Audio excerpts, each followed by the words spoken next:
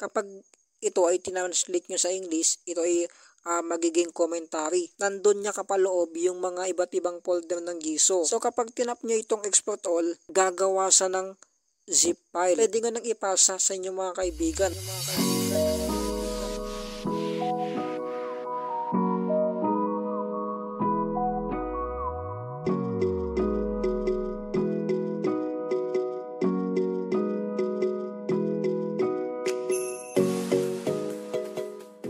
Ayun, magandang araw po ulit sa inyong lahat. At siyempre, narito na naman tayo sa isang bagong tutorial. At siyempre, kagaya nga ng title ng ating tutorial, latest tutorial 2023, pinakamadaling setup part 3, So, napakaganda ng setup na ito dahil pwede nyo nang ipasa sa inyong mga kaibigan yung kabuuan ng setup ninyo sa Giso, o hindi man sa inyong mga kaibigan. Halimbawa, meron kayong isang cellphone at sabihin na lang natin na nakalimutan nyo yung account nyo, ganun. Kasi hindi naman natin laging ginagamit yung account, di ba? Ginagamit lang natin yan kapag mag-restore. So bihira lang natin halos magamit yan yung account natin sa Giso, So dito sa ituturo natin, pwede nga nang ipasa sa inyong mga kaibigan at maging sa inyong iba pang phone na ginagamit. So ito kasi naka-zip file, so bagong auction lang ito ng Giso na inilagay ng developer. So natuwa nga ako dahil kanina nung kinakalikot ko yung ibang settings ng Giso, kung ano pa yung mga tinitingnan ko kasi kung ano yung mga bagong nadagdag. So nakita ko yung auction na ito. So nakakatuwa naman na inilagay nito ng developer. Talagang pinapadali nila yung pag-setup ng Giso, So di na tayo pinapahirapan sa pag-setup. So ito, punta tayo ng Giso. Main Giso settings. Giso Plus.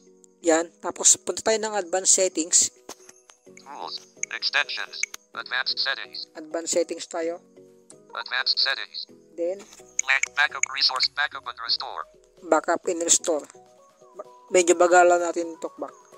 Resource 50. Resource 55. Profiles, profile, resource managed, backup and restore. Yan, backup and restore tayo. Backup and restore. Export all.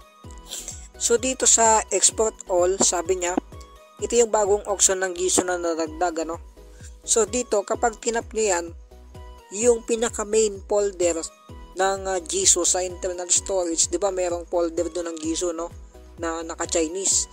Kapag ito ay tinranslate nyo sa English, ito ay magiging commentary. Yan, commentary yung English niya.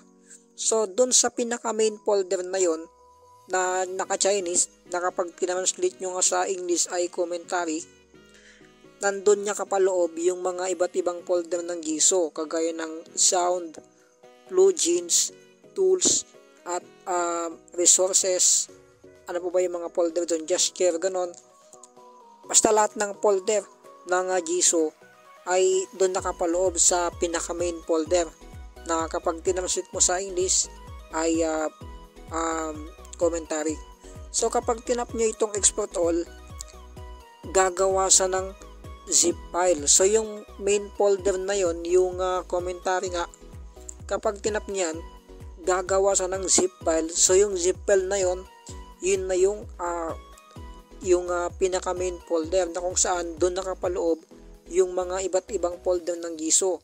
So kapag na zip file nyo na, pwede nga nang ipasa sa inyong mga kaibigan, o sa inyong mga sa inyong iba pang phone, kung mayroon pa kayong ibang phone, pwede nyo nang ipasa doon at doon nyo na i-extract para magamit nyo yung kasalukuyang ginagamit nyo na setup dito sa kasalukuyan yung phone, So tap natin yan, yung export all.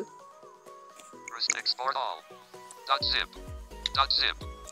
So .zip sabi niya. So naka-Chinese pa kasi yan. So subukan natin i-translate sa English kung ano yung sasabihin niya. Backup all settings and files to a commentary.zip file and send it to the new phone to import them all. So ayun, sa mga susunod siguro na update ng Giso ay itatranslate na yan sa English. So tap natin lang yung okay. Cancel but okay button. Please wait. Operation completed. Operation completed. So ito, yan, Chinese pa rin yan, walang sinasabi. Cancel. Operation completed. Yan, translate natin yan kung may sasabihin. Backup completed. Yan, backup completed, sabi niya. So nasa file manager na ninyo yan, yung zip file na yun, yung sinasabi ko na zip file, nasa internal storage nyo na. So tap natin yung send. Cancel but send button. Kapag tinap niyo yung send, tap natin. Share. So yan, pwede nyo nang ipasa sa inyong mga kaibigan, nandito na yung mga iba't ibang platform kung saan nyo pwedeng ipasa. Zip. Nearby share but no recommended people. Quick share. Telegram. Messenger chats. File manager. Gmail. Drive. Activating Bluetooth. So yan, pwede nyo nang i-Bluetooth to. Gmail. File manager. Messenger chats. Telegram. Subukan nating i-send sa Telegram, Select go. Search save group. Domingo. Dito Send tayo. at 3:55 p.m. Group. Software group. Save search go. One share and one chat button. Subukan nating i-send kung pwedeng i-send, The unsupported attachment. Yan, yun lang, unsupported attachment. Pero, ayan, pwede nyo nang ipasa. Backup and restore. Kung hindi pwede sa Telegram, may mga iba't ibang platform naman na nakita kayo doon, kagaya ng Bluetooth. So, pwede nyo ipasa via Bluetooth yung zip file. O di kaya naman, pwedeng ipasa via Google Drive. Meron naman tong Google Drive. So, pwede nyo nang isend ngayon sa inyong mga kaibigan. So, tignan nga natin sa internal storage kung nandun yung ginawa nating zip file. Home. Recent close all button. Home screen. Facebook. My messages. My files. May files tayo. SD internal storage 20 internal storage. .zip December 26, 7:15 p.m. 733 KB. So ito na yung ginawa nating zip file, .zip December 26, 7:15 p.m. 733 KB.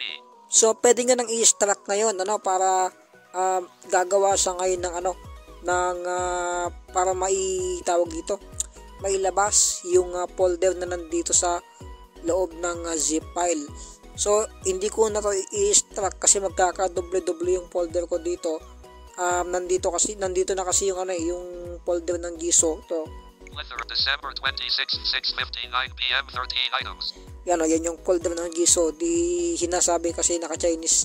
So ang gagawin natin, yung zip file natin, i-move natin sa ibang folder, saka natin i-extract para tignan lang natin kung tama talaga yung mga na-extract niya.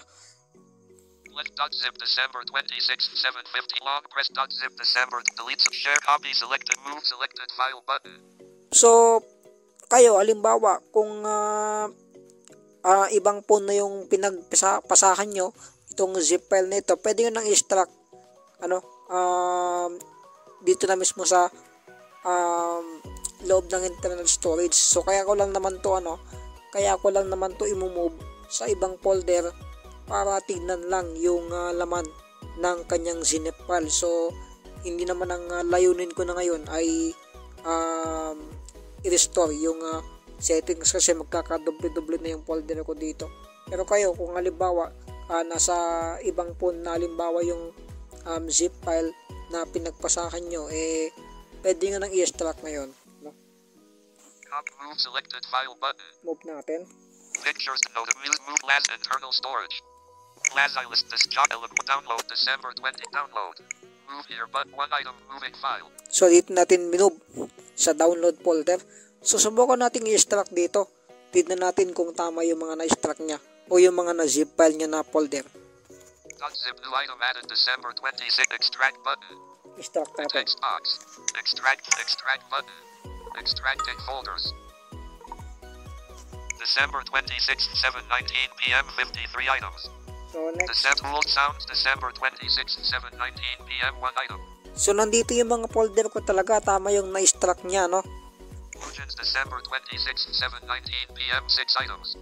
Blue December voice recorder Filipino to English translator December 20 characters. So tama yung mga na-extract niya. So yan, sana nakuha nyo yung tutorial natin ngayon, ano? Para sa pinakamadaling setup ng Jisoo Part 3. Ayun, salamat po sa mga nakinig. Ayun, muli tayo nagbabalik, ano? At ito pa rin yung part 2 ng ating tutorial. Dahil kanina, nakita nyo, hindi sa pwedeng isend sa Telegram dahil ang nakalagay, unsupported attachment, sabi niya. So, dahil hindi pa naman i-upload yung video, in-update ko na lang. So, ito na ngayon yung part 2 na video na aking ginawa. So, subukan natin ulit. Main Jisoo settings. Jisoo Plus. I-try lang natin ulit, ano? Tools. Advanced settings. Advanced backup language. Backup under export all. .zip. OK button. Please wait. Operation send button. Share. Halimbawa, send natin sa isa nating kaibigan sa Telegram. Zip near Norica quick Telegram. Select go search saved group. Jisoo group. Domingo. Domingo. Halimbawa Send dito. 3 group 6 search go back button. Halimbawa dito kay yung isa nating kasama, si Domingo. Send natin kay Domingo itong zip file. Test natin kung pwede. One share and one chat button unsupported attachment. Yun, so sabi niya, unsupported attachment. So, para may send nyo, halimbawa sa inyo pong mga kaibigan sa Telegram, ang gagawin nyo lang dahil yung zip file ay nasa file manager nyo na, no? Nasa internal storage nyo na. So, ang gagawin natin para may pasa nyo talaga sa inyong mga kaibigan, kapag sinabi niya na operation completed, i-back nyo lang yun. I-back natin. Halimbawa, close natin to. Home, close all button. Home mess Telegram. So, halimbawa na zip file na natin, no? Telegram. Nasa internal storage na yun, eh. So, gagawin nyo lang. Channel. Chat group. Domingo. Set Domingo. Bawa kay Domingo. Ang gagawin nyo, tap nyo tong Record voice attach media button. attach media. So, tap natin yan. Attach media. Don't allow but only this time while using the app button. Allow lang natin. Instant music contact location file. Select a file. Tap natin tong file. Location contact music internal storage browse your file system. Tap natin tong internal storage. Read unchecked browse drive gallery. Read my files. Select sound pit recent file. Preview but show roots but recent show roots button. Tap nyo lang itong show roots, sabi niya. Open from recent images, video, audio. Downloads unavailable. Galaxy A03. Yan yung pangalan kasi ng Android natin. So, tap nyo lang yan. SD Galaxy A03. Tap natin. Galaxy A03. Para nakapasok tayo sa loob ng internal storage. So, itap nyo lang yung pangalan ng phone nyo. Pag napasok na yung source, sabi niya kanina, tap nyo lang yung pangalan ng phone nyo. Katulad nga ng pinamanig ko kanina, yung A03, Samsung A03, yung pangalan ng phone ko. Yun yung example na itap nyo para mapasok nyo yung internal storage. Yan. So, pag natap nyo na yun, Galaxy uncheck the file list view show gal search more app DC download job laza movie music notified pictures e-music plethora.z preview the file plethora.zip 751 KB 7:44 PM. So ito na yung zip file na Jisoo na yung commentary. Tap natin yan. The message text box. Emoji. Zip forwarded message zip file.zip uploaded 128.0 KB of 733.4 KB. 733.4 KB sending 17%. Yun. Emoji zip file.zip 733.4 KB sent at 7:47 PM. Not seen. So na-send na, ano. So ganun lang po ang pag-send ng zip file dito sa Telegram. So, para maipasa niyo pa rin halimbawa yung ginawa ninyong zip file na Jisoo. So yun, sana nakatulong po itong tutorial na ito, at dito na nga talaga nagtatapos yung tutorial natin na ito. So salamat po. Hinabol ko lang talaga yung